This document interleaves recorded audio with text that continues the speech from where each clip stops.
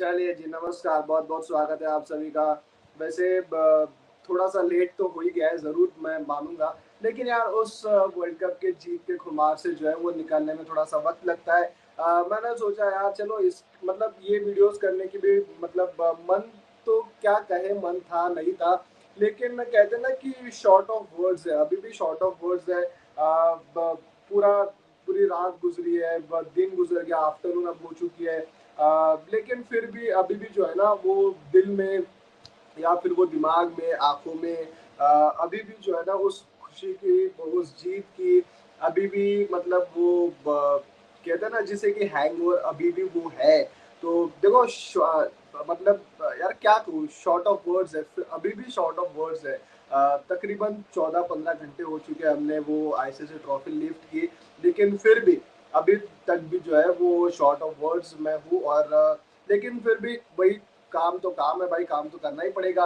और राहुल द्रविड़ की press conference हुई, आपको तो याद ही है कि विराट कोहली, रोहित शर्मा ने रिटायरमेंट ले लिया। साथ ही साथ राहुल द्रविड़ का भी जो है वो ये आखिरी असाइनमेंट था एज़ अ कोच इस टेन्योर में, ये आखिरी असाइनमेंट उनका था। अब देखो लोग ये कहेंगे यार कभी आगे बनेंगे, नहीं बनेंगे पता नहीं, क्योंकि इंडिया के इसमें 60 एज है, 60 की एज तक के 60 की उम्र तक के आप जो है वो कोच बन सकते हैं।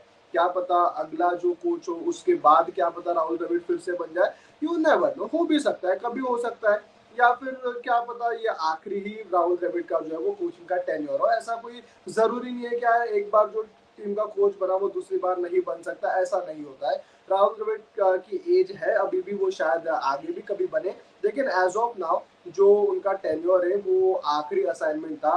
और आखिरी असाइनमेंट की जो है वो जिस तरीके से खत्म हुआ था, शायद everyone want this fairy tale. और जीत के साथ जब कोई विदा लेता है कोई सर्टन स्टेज से, सर्टन रूल से, वो कहीं ना कहीं आपकी अचीवमेंट को भी फिर दर्शाता है। तो प्रेस कॉन्फ्रेंस हुई, देखो press conference officially press conference जैसे नॉर्मल जो पोस्ट मैच होती है वैसा नहीं था, लेकिन कुछ कुछ खिलाड़ियों ने, जैसे रोहित शर्मा ने भी किया, हार्दिक पांड्या ने भी किया, राहुल द्रविड़ ने किया, मैच के बाद जो है वो सब कुछ खत्म होने के बाद सेरेमनी ये वो ग्राउंड पर कुछ पत्रकारों के साथ उन्होंने बातचीत की, क्योंकि देखो एवरीबडी वांट्स इंटरव्यू एक्सक्लूसिव और ये वो सारी चीजें, तो वो सभी को जो है वो एक साथ मतलब सभी को जो है वो नहीं दे सकते, इस वजह से एक साथ ही आप 10-12 लोग वहां पर जुड़ते हैं और दो तीन सवाल जो है वो सारे लोग करते हैं।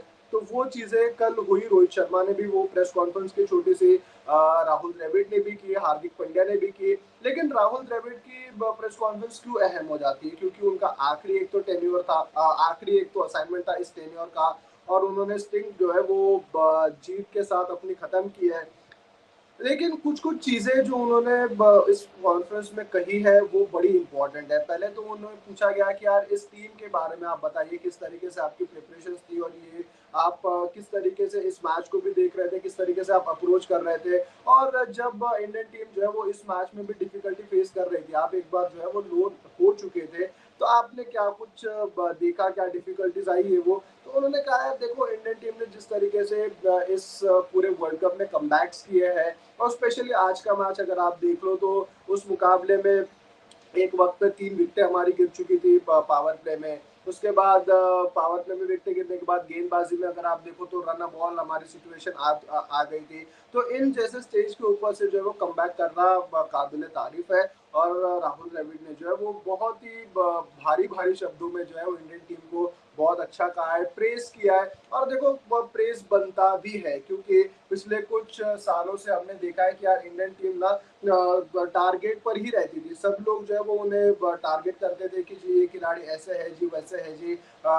मन मर्जी करते हैं, ये करते हैं, वो करते हैं, ट्रॉफी नहीं जीतते, अपने मर्जी के हिसाब से टीम लेकर जाते हैं, अपने मर्जी के हिसाब से जो है वो ये क्रिकेट को चलाते हैं, और ये सारी चीजें आ रही थी, तो इस वजह से इम्पोर्टेंट था ये सारी बातों को मद्देनजर रखते हुए अपनी जीत को हासिल करना। तो ये एक बड़ी बात उन्होंने कही कि यार इंडियन टीम ने अच्छा कमबैक किया है, और ये जो है वो एक अच्छा बड़ा दिन 29 जून के बारे में हम लोग याद रखेंगे। बाकी उनको ये पूछा गया कि जी क्या आप सोचते हैं, जैसे रोहित शर्मा ने एक बात बोली थी कि ये राहुल द्रविड़ को जो है वो काफी दब के ये पूरे कोचिंग करना पड़ा।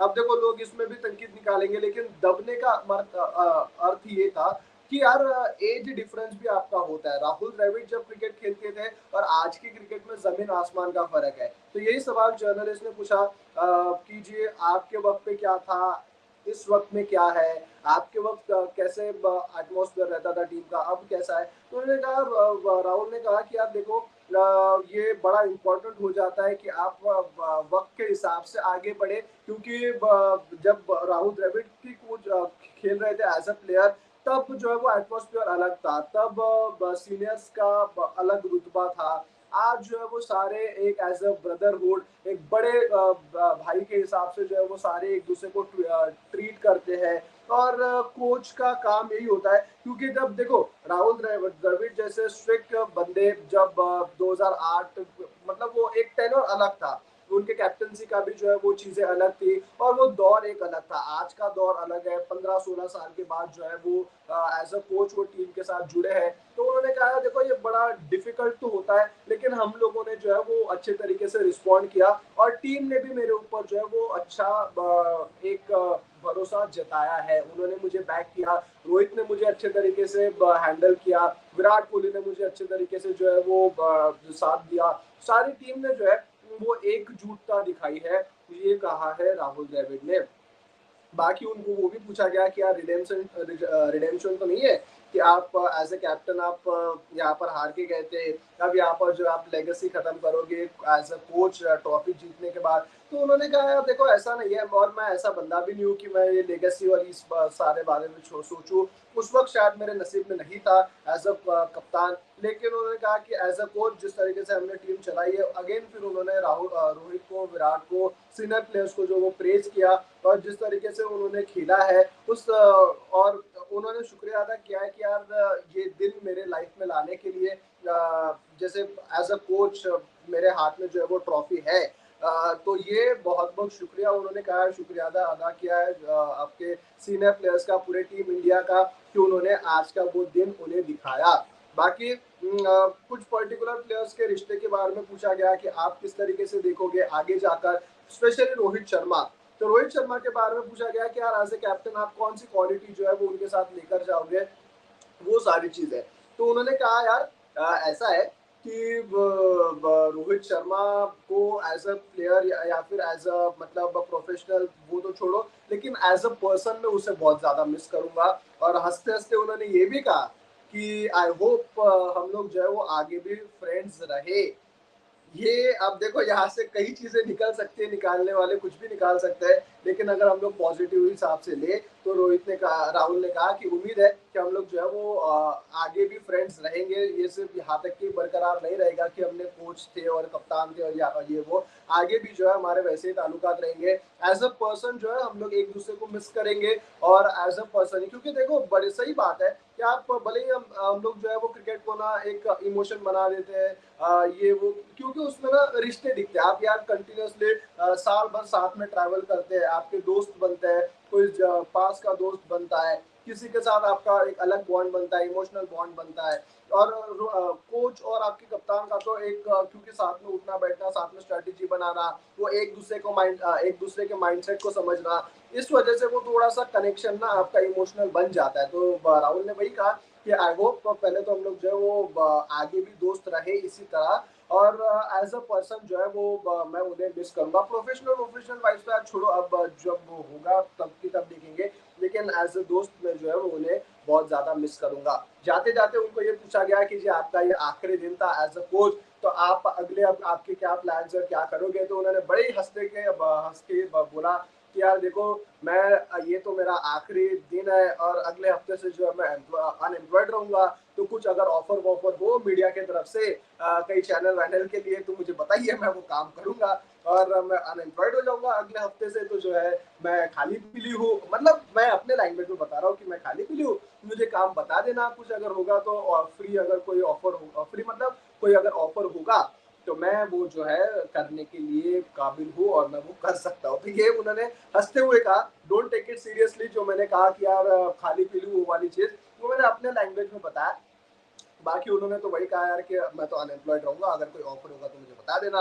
ये बड़े ही हँस के कहा। और मेरा भी पर्सनल फेवरेट मैं बताऊँ आपको, ठीक है, पूरे सेलिब्रेशन में विराट कोहली रोए, रोहित शर्मा रोए, बाकी पूरी टीम जो है वो उनके आंखों में आंसू थे। सबने अलग अलग अपना सेलिब्रेशन किया, अलग अलग अपना स्टाइल था। लेकिन राहुल द्रविड़ को देखकर मुझे बहुत ज़्यादा खुशी हुई।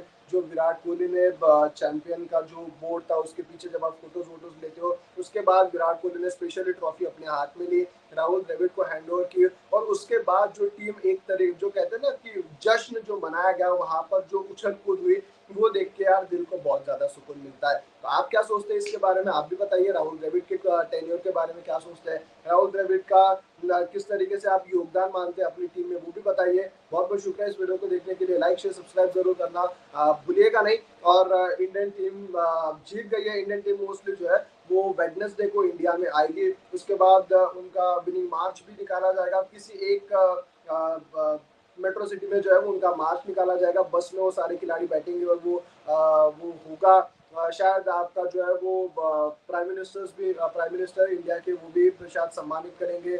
एक ऑफिशियल एक फंक्शन रखा जाएगा मे बी। तो उसकी भी अपडेट जो है वो आपको सारी बताएंगे। तब तक आपको स्टे ट्यून्ड रहना है, बने रहना है हमारे साथ। लाइक शेयर सब्सक्राइब, नोटिफिकेशन की बेल बजानी है। बहुत बहुत शुक्रिया।